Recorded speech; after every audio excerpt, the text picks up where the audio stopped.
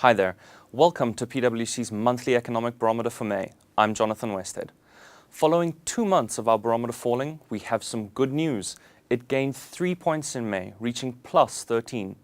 The boost in confidence among Luxembourg manufacturers was largely responsible for the increase, as the ZEW index has continued its free fall, reaching its lowest level since July 2016, 1.9 points. In Luxembourg, the excellent performance of industrial production in January, up 6.8% year-on-year, was a large driver of the recovery. Additionally, inflation remained relatively low at 1.1% over 1 year in March. In the last edition, I mentioned that the contraction of the financial sector had largely influenced the weak growth in 2017. This is rather unusual given that 2017 was a period of renewed confidence.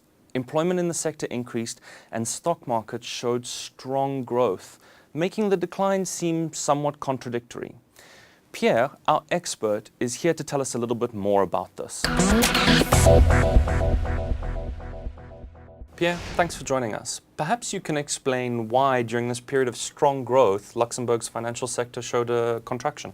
Well, banks played a large role in the decline of the financial sector, as their value added fell by 6% in 2017. They were mostly hit by increasing expenditures related to new regulations, such as MiFID II, as well as the need to adapt to digitization. On the other hand, insurance companies and investment funds performed slightly better, partially mitigating the overall performance of the sector. UCITS AUM grew by 13%, and overall, net AUM held in Luxembourg exceeded 4 trillion for the first time, thus strengthening the position of the Grand Duchy within the Eurozone. Okay, so perhaps you could say that while there was a contraction relative to the Eurozone and in current prices, Luxembourg actually performed relatively well, especially considering that Luxembourg's financial sector had a 1.9% growth of the value added compared to the Eurozone's 0.5%. Yeah, exactly. Great. Well, thanks, Pierre. So, looking at the Eurozone, despite the continued decline in economic sentiment, real economic indicators remain positive. The ECB has maintained its accommodative policy, employment continues to grow, and first quarter growth is expected to remain at 0.5%.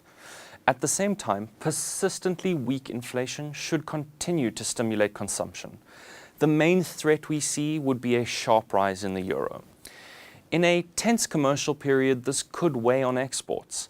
Thankfully, however, this risk has not materialized. Rather, what we've seen is the euro's fallen and returned to end 2017 levels. Thanks for watching. We'll see you next month.